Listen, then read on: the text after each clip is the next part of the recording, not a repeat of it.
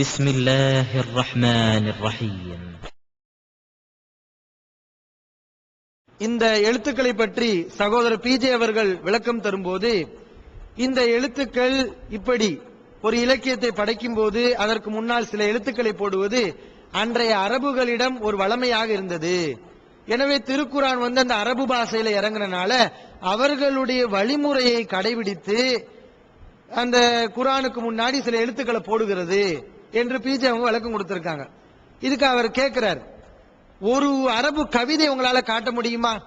இந்த மாதிரி பொருளை இல்லாம சில வார்த்தைகளை போட்டுவிட்டு ஆரம்பிக்கிற மாதிரி ஒரு அரபு இலக்கியத்தை உங்களால காட்ட முடியுமா? அரபு இலக்கியத்தில் அப்படி இல்லவே இல்லை. இந்த மாதிரி பொருள் இல்லாத வார்த்தைகளை போட்டுவிட்டு பேசுற மாதிரி இல்லவே இல்லை அப்படிங்கிறார். ஒரு உதாரணத்தை காட்ட சொல்லுங்கள். அரபு இலக்கணத்திலே இலக்கியத்திலே ரசூலுல்லாஹி ஸல்லல்லாஹு அலைஹி வஸல்லம் அவர்களுடைய காலத்திற்கு முந்தியோ அல்லது அவங்க காலத்துக்கு பிந்தியோ ஏதாவது ஒரு அரபி கவிதை, ஒரு அரபு இலக்கணத்துல, அரபு இலக்கிய புத்தகங்கள்ல ஒரு இலக்கியவாதி இந்த மாதிரி தன்னுடைய அந்த இலக்கியத்தை ஆரம்பிப்பதற்கு முன்னாடி அலிஃப் அல்லது லாம் அல்லது அலிஃப் லாம் அல்லது பா தா தா இந்த மாதிரி கூறிவிட்டு ஆரம்பிச்சார் என்று ஒரு வார்த்தையை காட்ட சொல்லுங்க. இதுக்கு என்ன காரணம் சொன்னா, அவர் தப்சீர்களை படிக்காததான் காரணம். தபுரின்னு சொன்னாரு பாருங்க, தப்சீரை தபுரின்னு. அந்த தப்சீரை தபுரிலே இந்த விளக்கங்கள்லாம் இருக்கு, ஆனா அவர் படிக்கல. இத்துகான், இமாம் சுயீத்தி அவங்க எழுதின இத்துகான்ல சில அறிஞர்கள் சொல்ற இந்த கருத்தெல்லாம் சொல்கிறார்கள், ஆனா அவர் அதெல்லாம் படிக்கிறது கிடையாது. அறகுறையா படிச்சுட்டு இந்த எங்கேயுமே இல்லைங்கிறது. இத்துகான்ல சுயீத்தி இமாம் சொல்கிறார், வக்கது கால அல் காலி அபூபக்கர் இப்னுல் அரபி ஃபி ஃபவாயிதி ரஹ்லத்திஹி. அபூபக்கர் இப்னு அரபி என்ற ஒரு அறிஞர் அவர் சொல்றாரா, இன்னைக்கு நம்ம சொல்லக்கூடிய கருத்தை யாரு சொல்றா? எந்த கருத்தை? இந்த எழுத்துக்கள் எல்லாம் அன்றைய மக்களுடைய நடைமுறையில் இருந்தது, இலக்கியங்களை படைக்கும் போது இந்த மாதிரி போட்டார்கள் என்று சொல்றோமே. இந்த விளக்கத்தை நான் மட்டும் சொல்லவில்லை, இத்துகானில் அபூபக்கர் இப்னுல் அரபி, அரபியுடைய மகன் அபூபக்கர், அவர் சொல்றார், ஒரு விளக்கத்தை சொல்றார். நாம சொல்லக்கூடிய அந்த விளக்கத்தை சொல்கிறார். மினல் பாத்திலி இல்முல் ஹுரூஃபில் முகத்தஅத்தி ஃபி அவாயிலி சுவரி, சூறாக்களுடைய ஆரம்பத்தில் இருக்கக்கூடிய அந்த தனித்தனியான அந்த எழுத்துக்களை அறிந்து கொள்ள முடியும். அதுக்கு இந்த அர்த்தம் தான், இந்த அர்த்தம் தான் என்று சொல்வது தவறு. அதுக்கு அர்த்தம் இருக்குல்ல, என்ன செய்யக்கூடாது? சொல்லக்கூடாது அப்படின்னு சொல்றாரு. வல்லதி அகூலுஹு, இதுல பல முரண்பட்ட கருத்துகள் இருக்கிறது. இப்னு ஹஜர் சொல்றாரு, இது சம்பந்தமா, இது சம்பந்தமா இந்த குரானுடைய சூறாக்களுக்கு முன்னாடி வரக்கூடிய அந்த எழுத்துக்களுக்கு சம்பந்தமா 30 கருத்து வேறுபாடுகள் வந்திருக்கிறது, 30 கூற்றுக்கள் சொல்லப்பட்டிருக்கிறது. அப்படி பல வகையான கருத்துக்கள் இதற்கு சொல்லப்பட்டிருக்கிறது. இவர் சொல்றார், வல்லதி அக்குலுஹு, இப்படி பல கருத்துக்கள் இருந்தாலும் இதற்கு நான் சொல்லக்கூடிய விளக்கம் என்ன, என்னுடைய கருத்து என்ன? அன்னஹு லவுலா அன்னல் அரப கானு யஅரிஃபூன அன்னலஹா மதுலூனன் முத்ததாவிலன் அன்ஹும் லகானு அவ்வள மன் அன்கர தாலிக அலன் நபி ஸல்லல்லாஹு அலைஹி வஸல்லம். இந்த நடைமுறை, எந்த நடைமுறை? இப்படி சூறாக்களுக்கு முன்னாடி தனித்தனி எழுத்துக்களை போடக்கூடிய ஒரு நடைமுறை அந்த அரபுகளிடத்தில் இல்லாவிட்டால், அது இல்லாமல் இருந்தால், அவருடைய பழக்கத்தில் இல்லாமல் இருந்தால் அவர்கள் முதலில் இதை மறுக்கக்கூடியவர்களாக இருந்திருப்பார்கள். நடைமுறையில இல்லைன்னு சொன்னா அந்த அரபுகள் என்ன பண்ணிருப்பாங்க?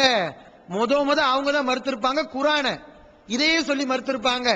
ஏன்னா குரான்ல ஒண்ணுமே தெரியாத எழுத்துக்களை எல்லாம் சொல்லி முகமது பேசுறாருன்னு அவங்க சொல்லி இருப்பாங்க. ஆனால் பல் தலா அலைஹிம் ஹாமீம் ஃபுஸ்ஸிலத், ஆனா நபிகள் நாயகம் ஸல்லல்லாஹு அலைஹி அவர்கள் அந்த மக்களுக்கு, அந்த அரபு மக்களிடத்தில் ஹாமீம் அப்படின்னு ஓதி காட்டினாங்க, ஸ்வாத் ஸ்வாதுங்கிற வசனத்தை ஓதி காட்டினாங்க, இது அல்லாத வசனங்களையும் ஓதி காட்டினாங்க. இது அல்லாத அந்த துண்டு துண்டான எழுத்துக்கள், தனித்தனி எழுத்துக்களை எல்லாம் அந்த அரபுகளிடத்தில் ஓதி காட்டினார்கள். ஃபலம் யுன்கிரு தாலிக, ஆனால் அந்த அரபுகள் இதை மறுக்கவில்லை. ஏன் இப்படி அர்த்தமில்லாத வார்த்தையை சொல்றீங்கன்னு கேட்கல. பல் சர்ரஹு பி தஸ்லீமி லஹு ஃபில் பலாகத்தி வல் ஃபஸாஹதி, மாறாக இது இலக்கியம் தான், இது இலக்கியமா தான் இருக்கு அப்படின்னு ஒத்துக்கொண்டார்கள். மா தஷவ்வுஃபிஹிம் இலா அஸரிஹி வஹிர்சிஹிம் அலா ஜில்லத்தின், வழிகெடுக்கணும், குர்ஆனுக்கு எதிராக பிரச்சாரம் செய்யணும், தப்பான கருத்தை பரப்பணும் என்பது அவர்களுடைய நோக்கமாக இருந்தாலும் கூட இந்த விஷயத்தை அவங்க விமர்சனம் செய்யவில்லை. அர்த்தமே இல்லாத எழுத்துக்களை முகமது போடுகிறார் என்று அவர்கள் பேசவில்லை. ஃபதல்ல, எனவே இந்த அரபு மக்கள் விமர்சனம் செய்யாதது எதை காட்டுகிறது என்றால், அலா அன்னஹு கான அம்ரன் மஅரூஃபன் பைனஹும் லா இன்கார, இப்படி எழுத்து பயன்படுத்துவது, சூறாக்களுக்கு முன்னாடி எழுதுவதற்கு முன்னாடி எழுத்துக்களை பயன்படுத்துவது அவர்களுக்கு மத்தியில் இருந்த நடைமுறையில் இருந்த ஒரு விஷயமாக இருந்தது. அதுல எதுவும் மறுக்க வேண்டிய அவசியம் இல்லாமல் பழக்கத்தில் உள்ள ஒரு விஷயமாக இருந்தது என்பதையே இது காட்டுகிறது என்று அபூபக்கர் இப்னு அரபி சொல்லியிருக்காரு. இதைத்தான் நம்மளும் சொல்றோம். இதைத்தானங்க குர்ஆன்ல எழுதியிருக்கு. எந்த அரபுகளும் விமர்சனம் செய்யல, ஆனா விமர்சனம் செய்ய துடித்துக் கொண்டிருந்தார்கள். இது அவங்களுடைய நடைமுறையில் இல்லைன்னு சொன்னா முத விமர்சனம் பண்ணிருப்பாங்க. அதனால இது அவருடைய நடைமுறைன்னு நம்ம எழுதியிருக்கோமா இல்லையா? அதைத்தானே இப்னு அரபி சொல்லியிருக்காரு. அப்ப இப்னு அரபியை நீங்க சும்மா விட்டீங்க. அவங்க அரபி தானே, அவர் அரபு தானே, அரபில உள்ளவர் இந்த மாதிரி விளக்கம் கொடுத்திருக்காரு இல்லையா? அதையும் புறக்கணிக்கிறீங்க. அப்ப இந்த மாதிரி அவர்கள் ஒரு அடிப்படை இல்லாம அந்த குரோதத்தினால இந்த குர்ஆனை விமர்சனம் செய்து கொண்டிருக்கிறார்கள். இன்னும் ஒரு கேள்வி கேட்டாங்க, ஒரு கவிதையில் அப்படி காட்ட முடியுமா? இந்த மாதிரி அர்த்தமே இல்லாத எழுத்துக்களை போட்டு ஒரு கவிதையை காட்ட முடியுமா? பச்சை பொய் என்று சொன்னார்கள். இவர்கள் சொல்வதுதான் பச்சை பொய். இவர்களுக்கு தெரியவில்லை. இவர்கள் தப்சீர்களை படிக்கல, குர்ஆனை படிக்கல. இவர்களுக்கு தெரியாத காரணத்தினால எங்கேயுமே இல்லைன்னு ஆயிருமா? இருக்கிறது. தஃசீர் தொபரிலேயே சில அறிஞர்கள் சொல்கிறார்கள், இந்த எழுத்துக்கள்லாம் என்ன எழுத்துக்கள்? ஹுரூஃபுன் யஸ்தஃப்திஹுல்லாஹு பிஹா கலாமஹு, அல்லாஹ் ஆரம்பிக்கிறதுக்காண்டி இந்த எழுத்துக்களை போடுகிறான். அர்த்தம் கிடையாது, நோக்கம் இருக்கு. என்ன நோக்கம்? ஆரம்பம் அப்படிங்க காட்டுறதுக்காக வேண்டி அல்லாஹ் போடுகிறான் என்று சொல்லிவிட்டு அதற்கு ஒரு ஆதாரத்தையும் சொல்கிறார்கள் சில அறிஞர்கள், நாம சொல்லக்கூடிய கருத்தில் இருக்கக்கூடியவர்கள். ஒரு ஆலிகஃபி கலாமில் அரபி, இப்படி அர்த்தம் இல்லாம ஆரம்பத்தில் இந்த மாதிரி எழுத்துக்களை போடுவது என்பது அரபுடைய கலாமிலே இருந்தது, அரபிகளுடைய பேச்சிலே இருந்தது. என்சுது ரஜுலு மின்ஹும் அஷ்அர, ஒரு கவியன் பாடி இருக்கிறான். ஃபயக்கூல், அவன் சொன்னான், பல் வ பல்தத்தின் மல் இன்சு மின் ஆஹாலிஹா வ யகூலு லா பல் மா ஹாஜ ஹஸானன் வ ஷஜ்வன் கத் ஷஜா, அப்படின்னு ஒரு கவிதை. இந்த கவிதையில பல்லுங்கிற வாசம் இருக்கு பாத்தீங்களா? இந்த பல்லுங்கிற வாசத்துக்கு அர்த்தம் கிடையாதுங்கிறாங்க. ஓ பல் என்பது லைசத் மினல் பைத்தி, இது இந்த பாடல்ல உள்ளது கிடையாது. வலாத்து அத்து ஃபி வஸனிஹி, அதனுடைய அமைப்புகள்ல எழுத்துக்கள்ல ஒன்றாக இது கருதப்படாது அப்படின்னு சொல்றாங்க. இதுக்கு அர்த்தமே கிடையாது. ஆனா கவிதைக்கு முன்னாடி பல்லுங்கிற எழுத்தை போட்டிருக்காங்க அப்படின்னு சொல்றாங்க. இது கவிதையில் இருக்கத்தானே செய்யுது. அர்த்தம் இல்லாத எழுத்துக்களை கவிதைகளை போட்டிருக்கத்தானே செய்யறாங்க. ஏன் இது உங்களுடைய கண்ணுக்கு தெரியலையா? அதே தஃசீர்ல தானே இருக்கிறது. இந்த கருத்தை நாங்க சொல்லக்கூடிய இந்த கருத்தை தஃசீர்களை எழுதியிருக்காங்களா இல்லையா? அதையும் அரபிகள் குறிப்பிட்டு இருக்கிறார்கள். அப்ப இதையெல்லாம் மறைத்து விட்டார்கள். இது சத்தியமா? இது ஆய்வு செய்யக்கூடிய முறையா? இப்படி கொஞ்சத்தை மறைச்சு கொஞ்சத்தை சொன்னா இது உண்மையாயிருமா? மக்களின் நியாயமான சிந்தனையுடன் சிந்திக்க வேண்டும். இன்னும் அவர் இன்னொரு ஒரு சந்தேகத்தை எழுப்புகிறார், ஒரு கேள்வி விமர்சனம் செய்கிறார். பிஜே ஒரு சீடியில பேசும்போது, குத்துச்சண்டை போடக்கூடியவர், மல்யுத்தம் செய்யக்கூடியவர், கம்பு வச்சு அடிக்கக்கூடியவர், அந்த போட்டியில கலந்து கொள்றதுக்கு முன்னாடி சும்மா கம்ப சுத்துவாங்க, ஒரு ஆக்ஷன் பண்ணுவாங்கல்ல, அந்த மாதிரி அல்லாஹ் முன்னாடி ஒரு ஆக்ஷன் செய்யறான். முன்னாடி இந்த மாதிரி என்ன செய்யறான்? எழுத்துக்களை போட்டு அல்லாஹ் அந்த மாதிரி போடுறான்னு பிஜே பேசினாராம். அவர் சொல்றாரு, பிஜே அப்படி பேசினாரு பாருங்க. பிஜே என்ன சொல்ல வர்றாருன்னா, அல்லாஹ் அந்த மாதிரி அவங்கள மாதிரி இந்த கம்பு சுத்துற மாதிரி மல்யுத்தம் செய்யற மாதிரி பாவலா காட்டிட்டு குரான ஆரம்பிச்சிருக்கான் என்று பிஜே சொல்கிறார். அப்படி விமர்சனம் செய்யறாரு. அந்த சீட்ல இந்த மாதிரி பத்தாயிரத்துக்கு அவர் ஒரு கேள்வி, ஒரு வாசகர் கேள்வி கேட்கும்போது அதுக்கு பதில் சொல்றாங்க. என்னன்னு சொன்னா, எப்படி ஒரு குத்துச்சண்டை விளையாடுறதுக்கு முன்னாடி அவங்க ரெண்டு பேரும் பாவனை செஞ்சிருப்பாங்களோ, ஒரு கம்பு சண்டை விளையாடுறவங்க எப்படி கம்பு சண்டை விளையாடுறதுக்கு முன்னாடி ஒரு பாவனை செஞ்சிருப்பாங்களோ, ஒரு கராட்டை விளையாடுறவங்க கராட்டை விளையாடுறதுக்கு முன்னாடி ஒரு பாவனை, ஒரு இஷாரா செஞ்சிருப்பாங்களோ, அந்த மாதிரி தான் அல்லாஹ் பாவனை காட்டிட்டு குரான் ஆரம்பிச்சிருக்காங்க. எப்படிப்பட்ட வார்த்தை சொல்லுவது பாருங்க. யாரை யாருக்கு ஒப்பிடுகிறார்கள், யாருடைய வேகத்தை யாருடைய செயலுக்கு ஒப்பிடுகிறார்கள். பாவலா காட்டுறதுன்னா என்னது? ஒன்ன செய்யாம சும்மா காட்டுறது, இதுதான் பாவலா. நம்ம சொன்னோமா பாவலா காட்டிட்டு ஆரம்பிச்சா நம்ம சொன்னோமா? இல்லாத இட்டு கட்டி சொல்றீங்க, இல்லாதெல்லாம் பில்டப் பண்றது. அன்பிற்குரிய சவர்களே, ஒரு பெரிய வீரன் வச்சுக்கோங்களேன், ஒரு பெரிய வீரன் அவன் கம்பை வைத்து சுத்துகிறான். போட்டியிலே குதிப்பதற்கு முன்பு, எதிராளியை தோற்படிப்பதற்கு முன்பு வீரன் கம்பை வைத்து சுத்துகிறான். அதனால அந்த வீரன் கோழைன்னு அர்த்தமா? அவன் பாவலா கட்டிட்டு ஓடிடுவான் அர்த்தமா? கிடையாது. அது எதற்காக? ஒரு வீரத்துக்காக வேண்டி போட்டியில நான் குதிச்சு என்னமும் செய்ய தயார், என் கூட உன்னால போட்டி போட முடியுமா, ஒரு சவாலாக அப்படின்னு இருக்குதா இல்லையா? கம்பு அந்த மாதிரி முன்னாடி சுத்துறவன்லாம் கோழையா? ஏன் பாவலா காட்டிட்டா ஆரம்பிச்சிருக்கான்னு நாங்க சொல்லாதத எதுக்கு நீங்க சொல்றீங்க? இப்படி இல்லாததை எல்லாம் சொல்லி மக்களை குழப்புவது இது அவருடைய வேலை. பாவலா கட்டிட்டு ஆரம்பிச்சிருக்கான்னு சொல்லி அவதூறு சொல்றது, அப்படி யாராவது சொல்லுவாங்களா? கம்ப சுத்துறது என்பது வீரமுள்ளவனும் சுத்துவான், ஜெயிக்க போறவனும் சுத்துவான், சவால் விடக்கூடியவனும் சுத்துவான். பாவலா காட்டுறதா சுத்துவானா? இத கூட அவர் விளங்குறது கிடையாது. எப்படியாவது நம்மளை விமர்சிக்கணும், எதையாவது ஒண்ணு சொல்லணும் அப்படிங்கிறதுக்காண்டி சொல்றது. அல்லாஹ்வுக்கு சிறந்த உதாரணங்களை சொல்லலாம். கேட்கிறார் பாருங்க, யாரை யாருக்கு ஒப்பிடுகிறார்கள் அப்படிங்கிறாங்க.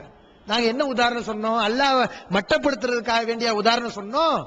அந்த மாதிரி ஒரு மனிதர்கள் சவால் விடுற மாதிரி, கம்புகளை சுத்துற மாதிரி அல்லாஹ் என்ன செய்கிறான்? சவால் விடுற. நீ தானே சொன்னீங்க சவால் விடுறதுன்னு. மூணாவது ஒரு அர்த்தம் சொன்னீங்களா இல்லையா? மூணாவது அர்த்தம் சொன்னாரு, நான் கொண்டு வந்த மாதிரி நீங்கள் எந்த எழுத்துக்களை சொல்கிறீர்களோ அந்த எழுத்துக்களை வைத்துதான் இந்த குர்ஆனை உருவாக்கி இருக்கேன். அந்த மாதிரி நீங்கள் இந்த எழுத்துக்களை வச்சு இந்த குர்ஆனை மாதிரி கொண்டு வாருங்கள், பாருங்கள், கொண்டு வாருங்கள் அப்படி அல்லாஹ் சவால் விடுகிறான் அப்படின்னு அவர் தான் ஒரு விளக்கம் கொடுத்தாரு. அதைத்தான் நம்மளும் சொல்றோம். அல்லாஹ் சவாலாக என்ன செய்யறான்? ஒரு மல்யுத்தத்துக்கு செல்லக்கூடியவர், ஒரு கம்பு விளையாட்டு ஈடுபடக்கூடியவர், முன்னாடி சவாலாக எதிராளியை பயப்படுத்தக்கூடிய விதத்துல அந்த மாதிரி சுரட்டுவார்.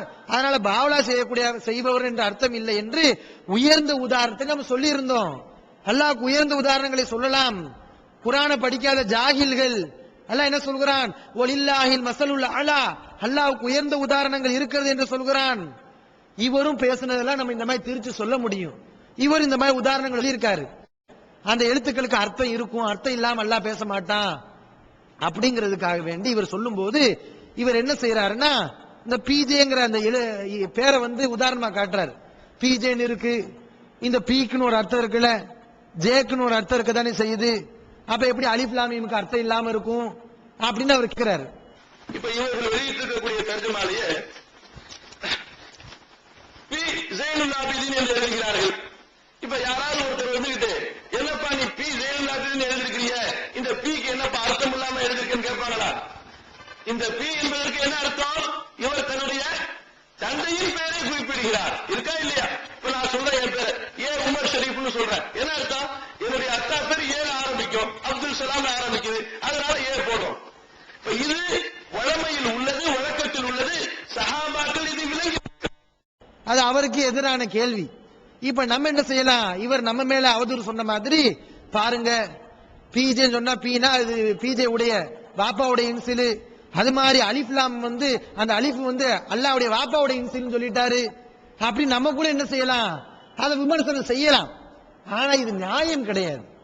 இது விமர்சனம் வேணா செய்யலாம், மக்களை ஏமாத்துறதுக்கு இது பயன்படும். ஆனா மனசுன்னு ஒண்ணு இருக்கா இல்லையா, கல்புன்னு ஒண்ணு இருக்கா இல்லையா, மனசாட்சி ஒண்ணு இருக்கா இல்லையா, அது நமக்கு சொல்லுது இப்படி நம்ம விமர்சனம் செய்யக்கூடாது, இல்ல நம்ம சொல்லக்கூடாது. அப்ப வந்து பாருங்கள், நம்ம சொல்லாததை எல்லாம் சொல்லி விமர்சனம் செய்யக்கூடிய முறை இது வந்து அரபுகளுடைய நடைமுறையில் இருந்தது அப்படிங்கிறதுக்கு சில கேள்விகளை கேட்டிருந்தோம். என்ன கேட்டிருந்தோம்? இது வந்து நடைமுறை இல்லைன்னு சொன்னா அரபுகள் என்ன செஞ்சிருப்பாங்க? மறுத்து இருப்பாங்க அப்படின்னு சொன்னோம். அதுக்கு அவர் விளக்கம் கொடுக்கிறார். ரொம்ப ஆச்சரியமா இருக்கிறது. எவ்வளவு மோசமான விளக்கம்! அரபுகளுடைய நடைமுறையில் இருந்தா அதை நடைமுறை இருந்தனால அதை விமர்சனம் செய்யல. நடைமுறையில இல்லாம இதுக்கு அர்த்தமே இல்லாம அல்லாஹ் பேசி இருந்தா அரபுகள் விமர்சனம் பண்ணிருப்பாங்க, நம்ம எழுதி இருந்தோம். அதுக்கு இவர் மறுப்பு கொடுக்கிறாரு. எப்படி மறுப்பு கொடுக்கிறாரு? அரபிகள் தான் பொதுவாக விமர்சனம் பண்ணிட்டாங்கல்ல, அசாத்தீருல் அவ்வலின், இந்த குர்ஆன் வந்து முன்னோருடைய கட்டுக்கதை பொதுவா சொல்லிட்டாங்க. அப்படி இருக்கும்போது எதுக்கு தனித்தனியா சொல்லணும்? அலிஃப் லாம் மீம் அலிஃப் லாம் ரா இதை குறிப்பிட்டு சொல்லணுமா? அவங்க தான் பொதுவா சொல்லிட்டாங்களே, அப்படிங்கிறாரு.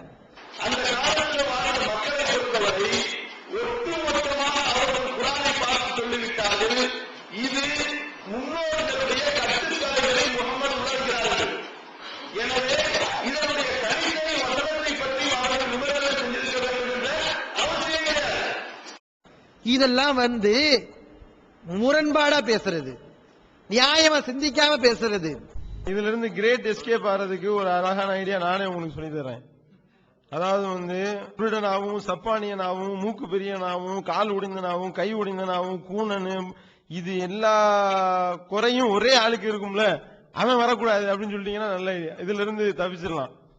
நித்திய ஜீவனை அடையக்கூடிய வழி என்னன்னு கேட்டா காட்டி இதுதான் வழிங்கிறீங்க. இதுல நிறைய பொய் இருக்குன்னு கேட்டா ஆமா எங்களுக்கு தெரியுமே, மனித கரங்கள் விளையாடு இருக்கு ஆமா எங்களுக்கு தெரியுமே அப்படிங்கிறீங்க. அடுக்கடுக்கான கேள்வி கணைகளுக்கு அமைதி காத்த பாதிரியார்கள், படிக்க முடியாத பைபிள் வசனங்கள், கிறிஸ்தவர்களை திணற வைத்த விவாதம் ஒரு டிவிடியாக விலை ரூபாய் 30 மட்டுமே, கொரியர் செலவு தனி. கிடைக்கும் இடம் டிஎன்டிஜே வீடியோ விஷன், எண் 30, அரண்மனைக்காரன் தெரு, மண்ணடி, சென்னை 1.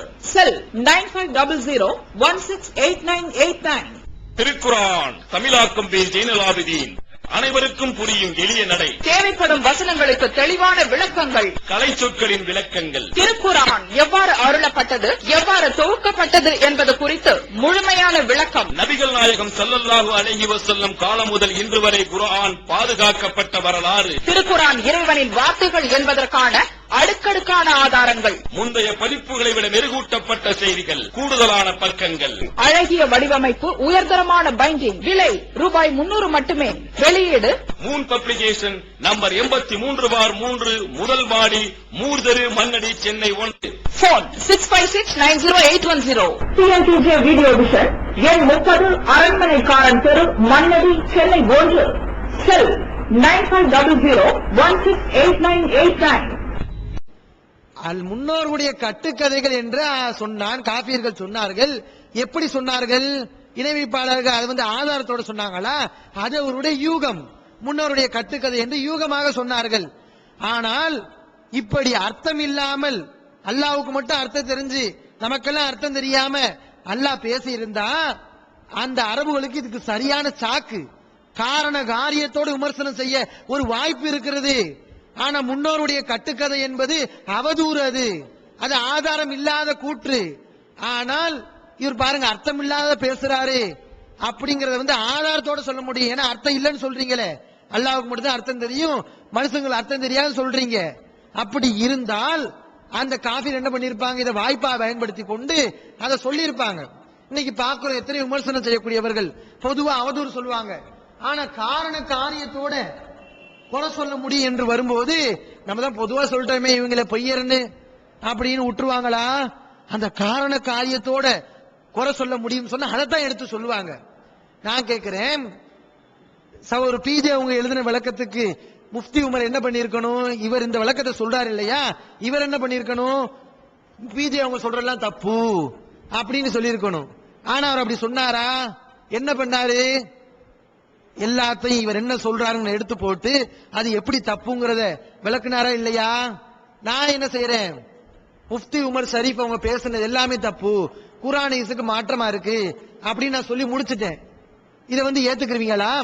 இதை ஏத்துக்குறாரு அவரு? பொதுவா சொன்னா எந்த அடிப்படையிலப்பா அப்படின்னு கேட்பீங்களா இல்லையா? அப்ப முஷ்ரிக்கீன்களுக்கு, இணை வைப்பாளர்களுக்கு காரண காரியத்தோட விமர்சனம் செய்ய வாய்ப்பு இருக்கும் போது இல்ல அதை விட்டுட்டு பொதுவா தன்னுடைய யூகத்தின் அடிப்படையில் சொன்னாங்களே அதுவே போதும் அப்படிங்கிறாரு. இது தப்பான என்னது பதிலு. இன்னும் அவர் சொல்றாரு தனித்தனியாக விமர்சனம் செய்ய வேண்டியது இல்லைங்கிறாருல்ல. நான் கேட்கிறேன், தனித்தனியாக விமர்சனம் செய்யலையா அந்த காபீர்கள், அந்த இணை வைப்பாளர்கள்? ஒட்டுமொத்தமா இது முன்னோருடைய கட்டுக்கதைன்னு சொல்லிட்டு வாயப்பத்திட்டு சும்மா இருந்துட்டாங்களா? தனித்தனியா விமர்சனம் செய்யலையா? விமர்சனம் செய்தார்கள். ஹதீஸை படிக்கவில்லை இவர்கள், படிச்சும் மறைக்கிறார்கள், மக்களுக்கு சொல்லாமல் குழப்புகிறார்கள். ஹதீஸ்ல எப்படி இருக்கு?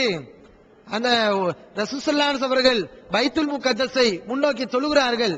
அதற்கு பிறகு காபாவை முன்னோக்கி தொழும்படி அல்லாஹ்விடமிருந்து கட்டளை வருகிறது. இதை அந்த இணை வைப்பாளர்கள் விமர்சனம் செய்கிறார்கள். மா வல்லாஹும் அன் கிப்லத்திஹிம் அல்லதி கானு அலைஹா, இதுக்கு முன்னாடி நீங்க தொழுது கொண்டிருந்த அந்த கிப்லாவை விட்டு இப்ப வேறொரு கிப்லாவை நோக்கி நீங்க தொழுகிறீங்களே, இதுக்கு என்ன காரணம், ஏன் இப்படி செஞ்சீங்க அப்படின்னு இணைப்பாளர் விமர்சனம் பண்ணிருக்காங்க. தனித்தனியான விமர்சனம் பண்ணாங்களா இல்லையா? ஏன் இவர் சொல்ற மாதிரி அன்னைக்கு முன்னோருடைய கிறுக்கு பயலுக, இது முகமதுக்கு சூனியம் முடிச்சிருக்கு, அவர் பைத்தியக்கார, அதனால எல்லாத்தையும் செய்வாரு அப்படின்னு பொதுவா சொல்லிட்டு இருந்திருக்கலாமே. ஏன் இந்த பைத்துல் முகத்தஸ் சம்பவத்தை குறிப்பிட்டு கூறி ஏன் இப்படி செய்றீங்கன்னு ஏன் கேட்கணும்? இதே அவர்கள் குறிப்பிட்டு விமர்சனம் செய்யணும்? குறிப்பிட்டு விமர்சனம் செய்ய வேண்டியது இல்லையா? பாருங்க என்ன விளக்கம் பாருங்கள். இனி அடுத்து ஒரு விளக்கம்.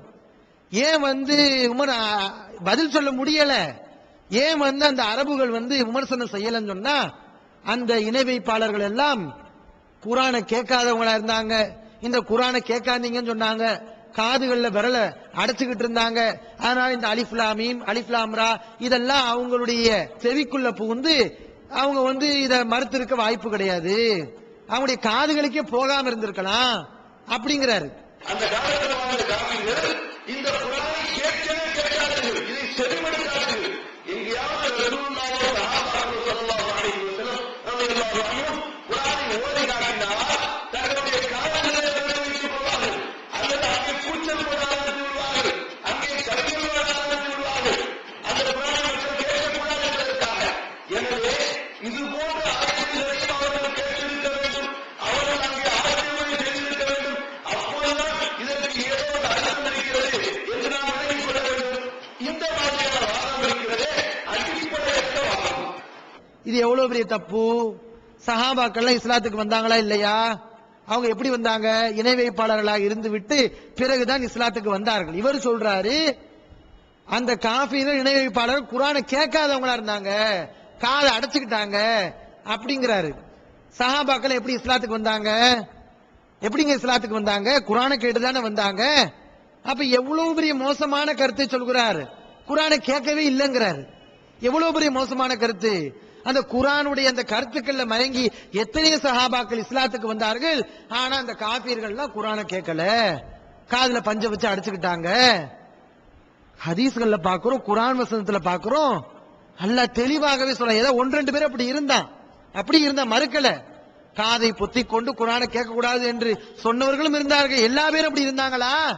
அதுதான் கேள்வி. குரான் வசனத்தை பாருங்கள். அல்லாஹ் சொல்கிறான் 21வது அத்தியாயம் 2வது வசனம், மா யஅதீஹிம் மின் ذிக்ரின் மின் ரப்பிஹிம் முஹ்தஸின் இல்லஸ்தமஊஹு வஹும் யல்அபூன். அவர்களுடைய அந்த இணை வைப்பாளர்களுடைய இறைவனிடமிருந்து அவர்களுக்கு உபதேசம் வந்த போதெல்லாம் அதை அவர்கள் கேட்டார்கள். அல்லாஹ் சொல்கிறான், முகம்மது சொன்ன உபதேசத்தை எல்லாம் இந்த என்னிடமிருந்து அல்லாஹ்வை என்னிடமிருந்து உபதேசங்கள் வந்த போதெல்லாம் இந்த இணை வைப்பாளர்கள் கேட்கத்தான் செய்தார்கள். வஹும் யல்அபூன், விளையாடி கொண்டு கேட்கத்தான் செய்தார்கள் அப்படின்னு அல்லாஹ் சொல்றான். இவர் கேட்கலன்னு சொல்றாரு. அல்லாஹ் சொல்றதை நீங்க எடுப்பீங்களா? இல்ல குரானை படிக்காத இந்த குழப்பவாதிகள் சொல்றதை நீங்க எடுப்பீங்களா? இது ஒண்ணு. அடுத்து இன்னொரு வசனம் 45வது அத்தியாயம் 8வது வசனம். அதிலே அல்லாஹ் சொல்கிறான், இஸ்மவு ஆயாத்தில்லாஹி துத்லா அலைஹி சும்ம யுஸ்ரு முஸ்தக்பிரன் கல்லம் யஸ்மஹா. இந்த இணை வைப்பாளன் அல்லாஹ்வுடைய வசனங்களை கேட்கிறான், அவன் மீது ஓதப்படும் போது அதை கேட்கிறான், பிறகு பெருமை அடித்துக் கொள்கிறான். எப்படி? அதை கேட்காத மாதிரி பெருமை அடிச்சு ஆணவம் முடிச்சு போறான். ஆனா அவனிடத்தில் வசனம் ஓதப்பட்ட போது அதை கேட்கிறான் என்று அல்லாஹ் சொல்கிறான். இவர் சொல்றாரு இல்ல, அந்த இணை வைப்பாளர்கள் கேட்கலன்னு சொல்றாரு. இன்னும் பார்க்கிறோம், وَمِنْهُمْ مَنْ يَسْتَمِعُ إِلَيْكَ حَتَّى إِذَا خَرَجُوا مِنْ عِنْدِكَ. நபியே, அந்த இணை வைப்பாளர்கள்ல சில பேர் உன்னிடத்தில் செவிதாழ்த்தி கேட்கக்கூடியவர்களும் இருக்கிறார்கள். உன்னிடமிருந்து அவர்கள் வெளியேறிவிட்டால் கல்வியாளர்களை பார்த்து சொல்கிறார்கள், மாதா கால ஆனிஃபா, இப்போது இவர் என்ன சொன்னார் அப்படிங்கிறாரு.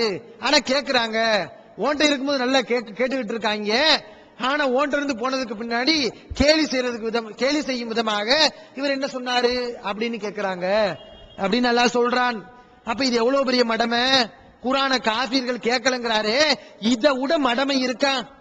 இவங்க எல்லாம் ஜாகில்கள், இவங்க எல்லாம் குழப்பவாதிகள், குரான மறுக்கக்கூடியவர்கள் என்பதற்கு இதை விட ஒரு ஆதாரம் வேணுமா? அல்லாஹ் கேட்பாங்கன்னு சொன்னதுக்கு பின்னாடி இல்ல கேட்காம இருந்திருப்பாங்கன்னா இது என்ன விளக்கம்? இது என்ன தஃசீருங்கிற? இந்த மாதிரி குர்ஆனுக்கு மாற்றமாக பேசிக் கொண்டிருக்கிறார்கள். இன்னும் ஹதீஸ்கள்ல பார்க்கிறோம். அகமதுல ஒரு ஹதீஸ் இடம்பெறுகிறது. 18,190வது ஹதீஸ். அதுல ஹாலிதுல் அதவானி என்ற ஒரு நபித்தோழர் அவர் சொல்றாரு, ஜாஹிலியாவான காலத்துல நபி ஸல்லல்லாஹு அலைஹி அவர்கள் எங்களுடைய சமூகத்துக்கு வஸ்ஸமாயி வத்தாரிக்கு அப்படிங்கிற சூரா ஓதுனாங்க. நான் அதை மனப்பாடம் பண்ணி கொண்டேன். எப்போ? ஃபவஐதுஹா ஃபில் ஜாஹிலியத்தி வ அன முஷ்ரிகுன். ஒரு சூராவை, வஸ்ஸமாயி வத்தாரிக் என்ற சூராவை அறியாமை காலத்தில் வ அன முஷ்ரிகுன், நான் முஷ்ரிக்காக இணை வைப்பவனாக இருக்கும்போது நபிகள் நான் அதை ஓதுனாங்க. நான் அதை மனப்பாடம் பண்ணினேன். எப்ப மனப்பாடம் பண்ணினேன்? இணை வைப்பவனாக இருக்கும்போது. பாருங்க, ஹதீஸ்ல இருக்கு. இப்ப சொல்லுங்கள், ஹதீஸை படிக்காத ஜாஹில்கள் யார்? இவர்கள் தான் ஹதீஸை படிக்காத ஜாஹில்கள். அது மட்டும் இல்ல, அவர் இணை வைப்பாளனாக இருக்கும்போது மனப்பாடம் பண்ணிட்டு அந்த சகீஃப் என்ற அந்த கோத்திரத்தார்களிடத்தில் வருகிறார். என்ன செய்யறாரு? ஃபகரவுதுஹா அலைஹிம், அவங்ககிட்ட இந்த குர்ஆன் வசனங்களை நான் ஓதி காமிச்சேன். யார்கிட்ட? இணை வைப்பாளர்கிட்ட. அவங்க ரசூலுல்லாஹி ஸல்லல்லாஹு அலைஹி வஸல்லம் எதிராக இருக்காங்க. அவர்களிடத்தில் நான் இந்த ஃபகரவுதுஹா அலைஹிம், இந்த சூராவை நான் அவர்களிடத்தில் ஓதி காமித்தேன்.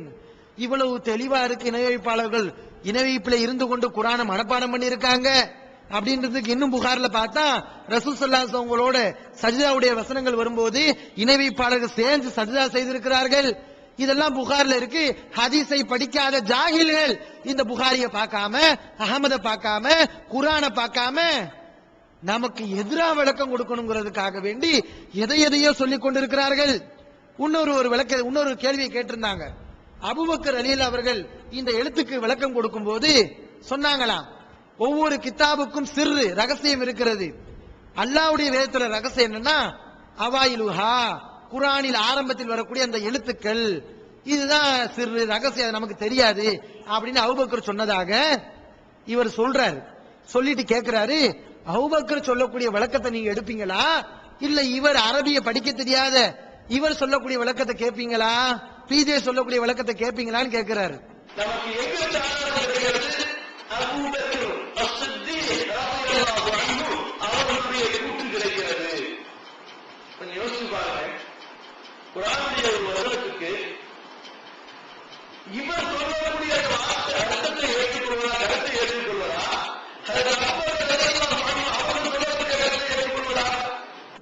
அபூபக்கர் முதல்ல சொன்னாரா? அதுக்கு எங்க சனது இருக்கிறது? அது ஆதாரம் அறிவிப்பாளர் தொடர்ல சரியா இருக்கா? சனதே கிடையாது. அதற்கு முழுமையாக அவர் சனதை காட்டட்டும். சும்மா தஃசீர்ல எழுதி வச்சு அதை சொல்றது அது சரியான செய்தியா அது பாக்குறது கிடையாது. அபூபக்கர் பேரால அவர் சொல்லாத செய்தியை சேர்த்து சொல்றாரு. முதல்ல சரியான சனதை கொண்டு வாங்க, சரியான்னு பார்ப்போம். சரியே இல்ல, ஆனா சும்மா சொல்றது. இப்ப சொல்லுங்க, ஹதீஸ் கலையை படிக்காம, ஹதீஸ் கலைய விதிகளை பேணாம பேசுறாரு. இவர் சொல்லக்கூடிய விளக்கத்தையே நீங்க ஏத்துக்கிற போறீங்க? இவருடைய விளக்கமா நம்முடைய ஈமானுக்கு உதவ போகிறது? பலகீனமான ஹதீஸ்களை அடிப்படை வச்சு சொல்றாரு, இது நமக்கு சொர்க்கத்துக்கு உதவுமா? ஒருபோதும் உதவாது. அல்லாஹ்வுக்கு பயந்து கொள்ள வேண்டும், அறிஞருடைய வழியை கடைபிடிக்க வேண்டும். இதுதான் இந்த எழுத்துக்கள் சம்பந்தமாக உள்ள விளக்கங்கள். அப்ப குர்ஆன் ஹதீஸ்ல இன்னும் அந்த அரபுகளுடைய அந்த இலக்கியங்களை எல்லாம் பார்க்கும்போது நமக்கு தெரிய வேண்டிய விஷயம் என்னன்னு சொன்னா, இந்த எழுத்துக்கள் அதுக்கு ஒரு அர்த்தம் கிடையாது, ஆனா ஒரு நோக்கத்துக்காண்டி சொல்லப்பட்டிருக்கு. அரபில ஒரு நோக்கத்துக்காண்டி அப்படி சொல்லப்படும். ஆனா முன்னாடியே விளக்கி இருந்தோம். அப்படிங்கிறதுக்கு இந்த அரபு இலக்கியத்தில் உள்ள கவிதைகள், அரபு அறிஞர் ஒருவர் அப்படி விளக்கம் கொடுத்தது, இதையெல்லாம் நம்ம சொல்லியிருந்தோம். அதனால இது அடிப்படையற்ற வாதம்லாம் கிடையாது. இது அரபுகளிடத்தில் இருந்த வளமைதான் என்பது இன்னைக்கும் நின்று கொண்டுதான் இருக்கிறது. அடுத்து பிஜே அவர்கள் தூய்மையான துணைகள் என்ற தலைப்பிலே சில கருத்துக்களை சொல்லியிருந்தார்கள். என்னன்னு சொன்னா, அல்லாஹ் குர்ஆன்ல ஆண்களுக்கு ஹூருல் இன்கள் என்று மறுமையிலே சில துணைகள் இருப்பதாக சொல்கிறான். ஆனா பெண்களுக்கு அப்படி அந்த மாதிரி தெளிவான குறிப்பிட்டு வசனங்கள் இல்லை அப்படின்னு பிஜே அவங்க சொல்லிட்டு, ஆண்களுக்கு எது எதெல்லாம் சொல்லப்படுதோ அதெல்லாம் பெண்களுக்கு உரியதுதான் அப்படிங்கிற அடிப்படையை வச்சு சகோதரர் அவங்க விளக்கி இருந்தாங்க. ஆனா இது அவர் விமர்சனம் செய்யறாரு. எப்படி விமர்சனம் செய்யறாருன்னா, ஒரு அடிப்படையே இல்லாம நம்ம சொன்ன அந்த அடிப்படையை மறுக்கணுமா இல்லையா? ஒரு அடிப்படையே இல்லாம என்ன சொல்றாருன்னா, அல்லாஹ் அந்த ஹூருலீன்களை பத்தி சொல்லும் போது பெண்களுக்குரிய தன்மையில சொல்றான். மார்பகங்கள் உயர்ந்திருக்கும், லம் யத்துமிஸ் ஹுன்ன, அந்த பெண்களை தொட முடியாது. இன்ன அன்ஷா ஹுன்ன இன்ஷா, அந்த பெண்களை நாம் புதிய படைப்பாக படைத்திருக்கிறோம். இன்னும் நபிகள் நாயகம் ஸல்லல்லாஹு அலைஹி வஸல்லம் சொல்லும் போது தூய ஜௌஜதானி, சொர்க்கத்திலே 2 பெண் துணைகள் இருக்கும் என்று சொன்னார்கள்.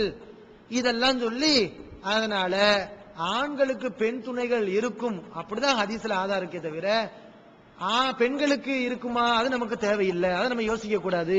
எதை எடுத்தால் எதுக்கு ஆதாரம் நம்ம கேட்கிறோமோ அதுக்கு உடனே சொல்லிடுறது அல்லாஹ்வுக்கு தெரியும் சொல்லிடுறது, தப்பிக்கிறதுக்கு. அல்லாஹ்வுக்கு தெரியும் சொல்லிட்டா ஆஹா எவ்வளவு அழகா பணிவா சொல்லியிருக்காரு அப்படின்னு பேசுவோம் இல்லையா? அதுக்காக வேண்டி அல்லாஹ்வுக்கு தெரியும் அப்படின்னு அல்லாஹ் மேல பழிய போட்டுறாரு.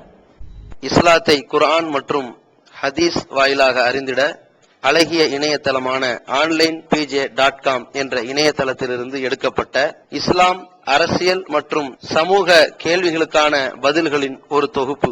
கொள்கை விளக்கம், தொழுகை, நோன்பு, ஜக்காத், ஹஜ், அரசியல் மற்றும் பொதுவான பதில்கள் உள்ளிட்ட சுமார் 300 கேள்விகளுக்கான பதில்கள் அடங்கிய இந்த புத்தகத்தின் விலை ரூபாய் 150 மட்டுமே. தமிழ்நாடு தௌஹீத் ஜமாத்தின் புதிய வெளியீடு, மாதம் ஒரு பிரசுரம், கட்டுரைகளின் தொகுப்பு, விலை ரூபாய் 120 மட்டும். கிடைக்கும் இடம் TNTJ வீடியோ விஷன், எண் 30, அரண்மனைக்காரன் தெரு, மண்ணடி, சென்னை 1. செல் 9500168989. இதுக்கு ஒரு அடிப்படை அவர் விளங்கல. ஆண்களை பத்தி பேசும்போது பெண்களுடைய தன்மையில தான் சொல்லுவான், அப்படிதான் சொல்ல முடியும். ஆம்பளைக்கு பொம்பளுடைய தன்மையில சொன்னாதான் அது அவனுக்கு துணையா இருக்க முடியும். அப்ப ஆம்பளைக்கு ஆம்பளுடைய தன்மையில சொல்ல முடியும். ஆம்பளைய பத்தி குர்ஆன் பேசுன்னு சொன்னா அவனுக்கு தகுந்த மாதிரி பெண்ணுடைய தன்மையில் உள்ள அந்த துணைவிகளை அவங்கள தான் சொல்ல முடியும். இதுல என்ன விமர்சனத்துக்கு என்ன இருக்கிறது? குர்ஆன்ல அல்லாஹ் என்ன சொல்கிறான்? பொதுவான விதியை சொல்லிட்டான் அல்லாஹ் குர்ஆன்ல. என்ன, ஆண்களுக்கு எதெல்லாம் கிடைக்குமோ அதெல்லாம் பெண்களுக்கு கிடைக்கும் அப்படிங்கிறது குர்ஆனுடைய பொதுவான விதி. அல்லாஹ் குர்ஆன் சொல்கிறான். இதுக்குனே சொல்றான், இந்த மாதிரி ஆட்கள் ஆண்களுக்கு மட்டும்தானே இருக்கு பெண்களுக்கு இல்லையே அப்படின்னு பேசுவாங்கிறதுக்காக வேண்டியே அல்லாஹ் என்ன செய்யறான் தெரியுமா? குறிப்பிட்டு பிரிச்சுனே சொல்றான். இன்னல் முஸ்லிமீன வல் முஸ்லிமாத்தி வல் முஃமினீன வல் முஃமினாத்தி, முஸ்லிமான ஆண் பெண்கள், மூமினான ஆண் பெண்கள், பணியக்கூடிய ஆண் பெண்கள், தர்மம் செய்யக்கூடிய ஆண் பெண்கள், பொறுமையான ஆண் பெண்கள், பணியக்கூடிய ஆண் பெண்கள், அது மாதிரி உண்மை சொல்லக்கூடிய ஆண் பெண்கள், நோன்பு வைக்கக்கூடிய ஆண் பெண்கள். எதுக்கு சொல்றான்? மத்த இடங்கள் எல்லாம் அல்ல ஆம்பளை பத்தி தானே செய்யறான், பெண்களை பத்தி பேசலையே அப்படி விளங்கிடக்கூடாது என்பதற்காக இந்த வசனத்துல ஆண்பாளுக்கும் பெண்பாளுக்கும் தனித்தனியா சொல்லி அத்தல்லாஹு லஹும் மக்ஃபிரத்தம் வ அஜ்ரன் அதீமா, அல்லாஹ் அவர்களுக்கு மன்னிப்பையும் மிகப்பெரிய கூலியையும் தயார் செய்திருக்கிறான். இவங்க கூலி இல்லைன்னா விளங்காதீங்க அப்படின்னு அல்லாஹ் என்ன செய்யறான்? ஆண்களுக்கு எதெல்லாம் சொல்லப்படுதோ அதெல்லாம் பெண்களுக்கு. அதே மாதிரி இன்னொரு வசனத்தில் அல்லாஹ் சொல்கிறான், ஃபஸ்தஜாப லஹும் ரப்புஹும் அன்னி லா உலிஉ அமல ஆமிலி மின்கும் மின் தக்கரின் வ உன்சா, உங்களில் ஆணாக இருந்தாலும் பெண்ணாக இருந்தாலும் உங்களில் யாருடைய அந்த அமலை நான் வீணாக்கி விட மாட்டேன், அதற்கு நான் கூலியை கொடுப்பேன். ஆண்கள் செய்த அந்த அமலுக்கு கூலியாக அல்லாஹ் துணைகளை கொடுக்கிறானா? பெண்கள் செய்த அமலுக்கு கூலியாக அல்லாஹ் கொடுக்க மாட்டானா? அல்லாஹ் இவ்வளவு தெளிவாக ஆணுக்கும் பெண்ணுக்கும் நான் கூலியை கொடுப்பேன், அவர்கள் செய்த அமலுக்குரிய கூலி இருக்கிறது என்று சொல்லும் போது, இல்ல ஆண்களுக்கு மட்டும்தான் துணை இருக்கு, பெண்களுக்கு மறுமையில என்ன நிலம் தெரியல அப்படின்னு சொன்னா நீங்க ஹதீஸ படிக்காதவர்கள், குர்ஆன படிக்காதவர்கள். இன்னும் அல்லாஹ் சொல்கிறான், ஒமை யாமல் மின சாலிஹாத்தி மின் தக்கரின் வ உன்சா, ஆணாக இருந்தாலும் பெண்ணாக இருந்தாலும் யார் நல்ல காரியங்களை செய்கிறாரோ ஃபஉலாயிக யதுகுலூனல் ஜன்னா, அவர்கள் சொர்க்கத்துக்கு நுழைவார்கள். வலா யுதுலமுன நகீரா, அணு அளவு கூட அநியாயம் செய்யப்பட மாட்டார். அணு அளவு கூட அநியாயம் கிடையாது. கண்டிப்பாக அவங்களுடைய அமல் வீணாக்கப்படாமல் அவர்களுக்கு பரிசு வழங்கப்படும் அப்படின்னு அல்லாஹ் சொல்றான். இது ஒண்ணா. இந்த துணை இது எப்படிப்பட்ட விஷயம் இன்றைக்கு பார்க்கிறோம். மனித குலம் விரும்பக்கூடிய ஒரு காரியம் இந்த துணை என்பது. ஆண்கள் பெண்களை விரும்புகிறார்கள், பெண்கள் ஆண்களை விரும்புகிறார்கள். ஆண்கள் திருமணம் செய்யாவிட்டால் அவர்களுக்கு கஷ்டம்தான், பெண்களும் திருமணம் செய்யாவிட்டால் அவர்களுக்கும் கஷ்டம்தான். இப்படித்தான் அல்லாஹ் படைத்திருக்கிறான். மனிதர்கள் விரும்பக்கூடிய ஒரு விஷயம், இந்த துணையை மனிதர்கள் விரும்புகிறார்கள்.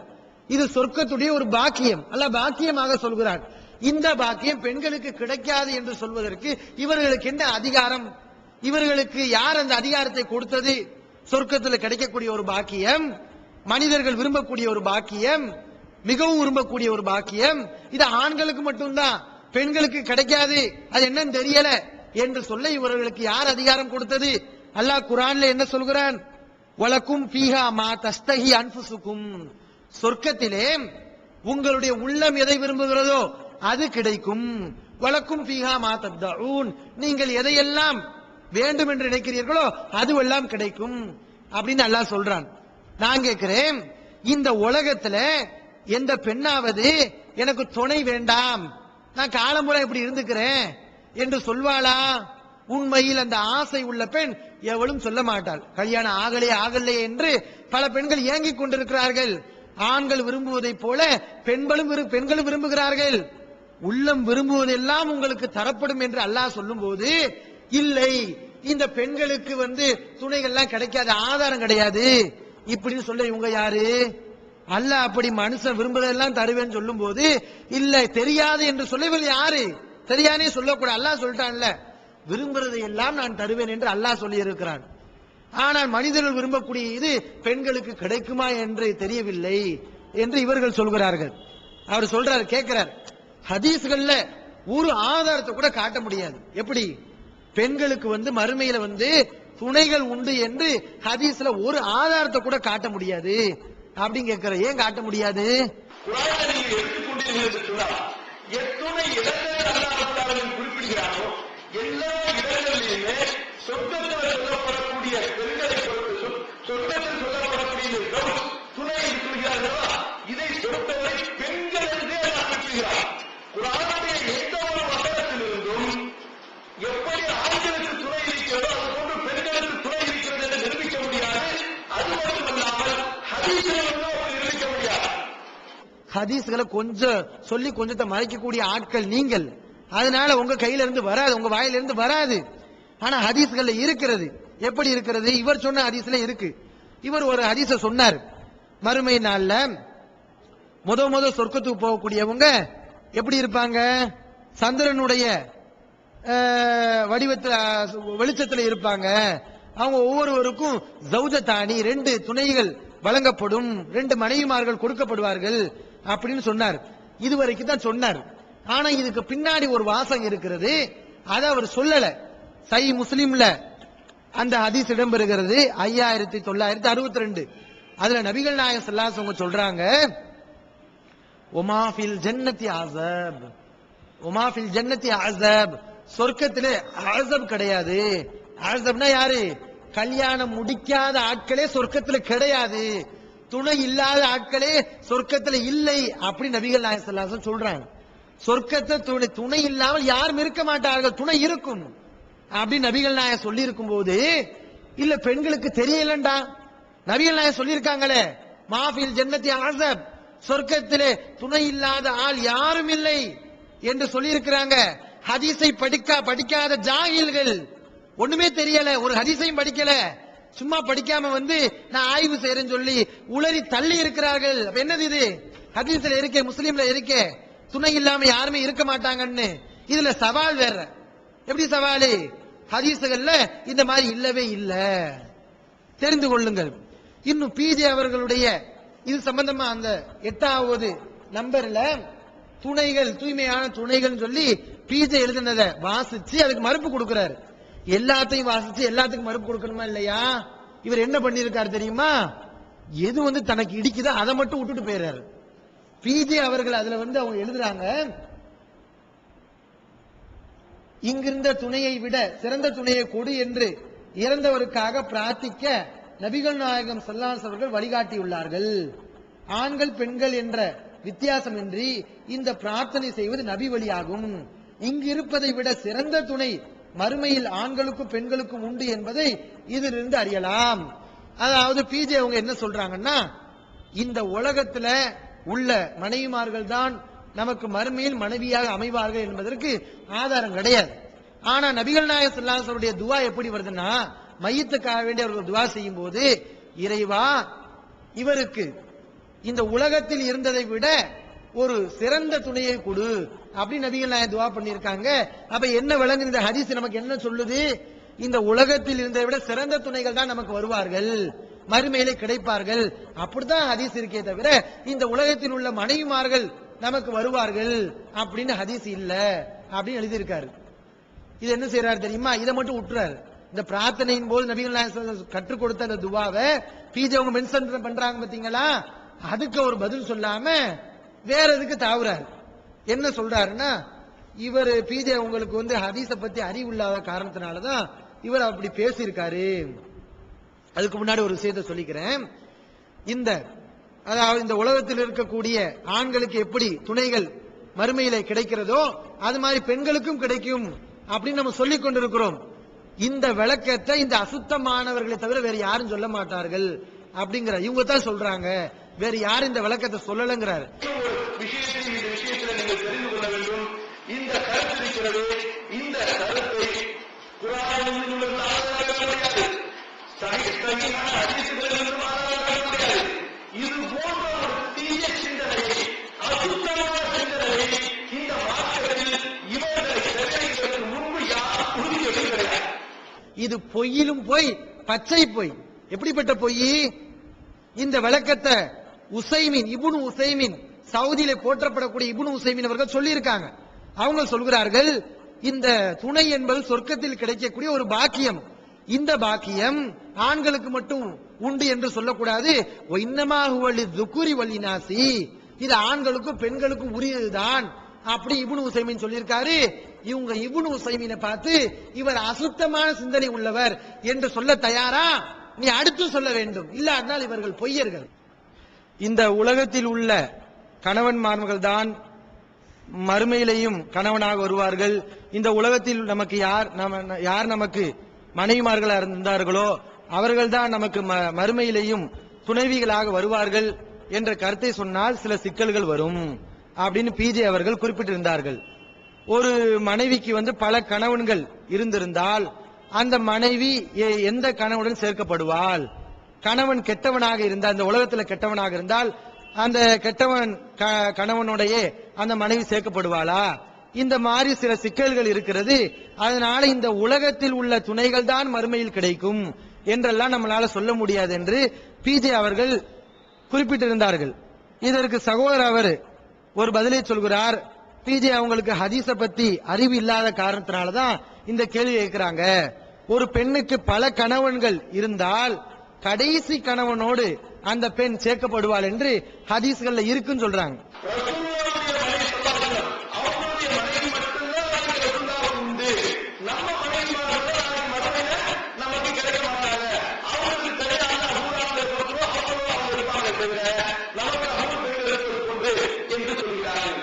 இப்ப இவர்களுக்கு ஹதீஸினுடைய இல்மு இல்லாத காரணத்தால், ஹதீஸை பற்றி உண்டான கல்வியாளர் இல்லாத காரணத்தால் இப்படிப்பட்ட உலகங்களை உணர்கிறார்கள். அதுக்கு சில செய்திகளை அவங்க எடுத்து காட்டுறாங்க. அல் மரத்துலி ஆஹிரி அஸ்வாஜிஹா, மனைவி பெண் அவளுடைய கணவன்மார்கள்ல யார் கடைசி கணவனாக அவளுக்கு இருந்தாலோ அவருடன் அவள் சேர்க்கப்படுவாள் அப்படிங்கிற சில ஹதீஸ்களை எடுத்து காட்டி, இப்படி ஹதீஸ்ல இருக்கதான் செய்யுது, ஹதீஸை இவங்க படிக்காதனால தான் இந்த மாதிரி கேள்வி கேட்கிறாங்க அப்படின்னு கேட்டார். ஹதீஸ் படிக்காமலாம் இருக்கல, படிக்கதான் செஞ்சிருக்கோம். இப்படி ஒரு ஹதீஸ் இருக்குன்னு தெரியும், ஆனா சஹீஹா இருக்கணுமே, சஹீஹா இல்ல, பலகீனமான செய்தியாக இருக்கிறது. இந்த ஹதீஸ் தொடர்பாக அப்பாஸ் பின் சாலிஹ் என்பவர் இடம்பெறுகிறார். இவருக்கு இவர் யாரு என்னன்னு தெரியல. இஸ்மாயில் பின் சுராரா, இவரை யார் நல்லவர்னு சொன்னாங்க அது தெரியல. அது மாதிரி சில அபு தர்தா உம்மு தர்தாவுடைய சம்பவங்கள், ஹுதைஃபா ரலியல்லாஹு அவருடைய சம்பவங்கள் அதெல்லாம் சொன்னாங்க, சஹாபாக்களுடைய கூற்றுக்களாக சொன்னாங்க. அதுவும் பலகீனமாகத்தான் இருக்கிறது. இவங்க இது சம்பந்தமாக சொன்ன எந்த செய்தியும் சரி கிடையாது. அபூபக்கர் இப்னு அபி மரியம் அப்படிங்கிறவர் வர்றாரு. இந்த மாதிரி இது சம்பந்தமாக வரக்கூடிய எல்லா ஹதீஸ்களும் பலகீனமாக இருக்கிறது. அவ பலகீனமாக இருக்கும்போது ஒரு பெண்ணுக்கு பல கணவன் இருந்தால் கடைசி கணவனுடன் சேர்க்கப்படுவாள் என்று எப்படி சொல்ல முடியும்? அதனாலதான் நம்ம கேள்வி எழுப்பியிருந்தோம், பல கணவன்கள் இருந்தால் எந்த கணவனுடன் சேர்க்கப்படுவாள் தெரியுமா? நமக்கு தெரியாது. அதனால இந்த உலகத்தில் உள்ள துணைகள் தான் மறுமையில் அமைவார்கள் என்று சொன்னால் சில பிரச்சனைகள் வரும் என்று பிஜே அவர்கள் குறிப்பிட்டிருந்தார்கள். இந்த ஹதீஸ் தெரியலாம் சொல்ல முடியாது, தெரியும், பலகீனமான செய்தி. இப்படி பலகீனமான செய்திகளை ஆதாரமாக வைத்து அவர் ஆய்வை உருவாக்கி இருக்கிறார். அந்த கருத்துக்களை மக்களிடத்தில் சொல்லி குழப்பி இருக்கிறார். மக்கள் இந்த விஷயத்தில் விழிப்புணர்வுடன் இருக்க வேண்டும், சத்திய கருத்துக்களை பின்பற்ற வேண்டும். எல்லாம் வல்ல இறைவன் நம் அனைவருக்கும் நேர்வழி காட்ட போதுமானவன். அஸ்ஸலாமு அலைக்கும். தமிழ்நாடு தௌஹீத் ஜமாஅத்தின் ஆதரவற்றோர் இல்லம் இறைவனுக்கு செய்ய வேண்டிய கடமைகளுக்கு அடுத்தபடியாக பெற்றோரை பேணுவது பற்றி இஸ்லாம் அதிகமாக வலியுறுத்துகிறது. பெற்றோரை பேணாதவர்கள் மறுமையில் வெற்றி பெற முடியாது என்று இஸ்லாம் அறிவுறுத்துகிறது. ஆயினும் இஸ்லாத்தின் இந்த கட்டளையை சில முஸ்லிம்கள் அலட்சியம் செய்து பெற்றோரை வீட்டை விட்டு விரட்டுகின்றனர், பெற்றோரை பிச்சைக்காரர்களாக மாற்றுகின்றனர். இந்த அவல நிலைக்கு பரிகாரம் காணும் வகையில் முதியோர் ஆதரவு இல்லத்தை தமிழ்நாடு தௌஹீத் ஜமாஅத் நடத்துகிறது. தாயன்புடன் உணவு, உடை, மருத்துவம் உள்ளிட்ட 24 மணி நேரமும் செவிலியருடன் கூடிய பராமரிப்பு மற்றும் தனி ஆம்புலன்ஸ் வசதி இவை அனைத்தும் முற்றிலும் இலவசமாக செய்து தரப்படுகிறது. அனாதைகளை அரவணைப்பவரும் நானும் சொர்க்கத்தில் இணைந்திருப்போம் என்ற நபிகள் நாயகம் ஸல்லல்லாஹு அலைஹி வஸல்லம் அவர்களின் அமுத மொழியை ஏற்று அனாதைகளை அரவணைக்கும் இல்லமும் தமிழ்நாடு தௌஹீத் ஜமாஅத் நடத்தி வருகிறது. இப்பணியை தொடர்ந்து செய்திட உங்கள் நன்கொடைகளையும் ஜகாத்தையும் தாராளமாக வாரி வழங்குமாறு கேட்டுக்கொள்கிறோம். உங்களது நன்கொடைகளை டிடியாகவோ செக்காகவோ மணி ஆர்டராகவோ அனுப்பலாம். டிடி அனுப்புபவர்கள் தமிழ்நாடு தௌஹீத் ஜமாஅத் வங்கி கணக்கு எண் 7882748227 இந்தியன் வங்கி மண்ணடி கிளை என்ற பெயரில் எடுத்து அனுப்ப வேண்டிய முகவரி தமிழ்நாடு தௌஹீத் ஜமாஅத் மாநில தலைமையகம் 30 அரண்மனைக்காரன் தெரு, மண்ணடி, சென்னை 1. போன் 044252152226. Allah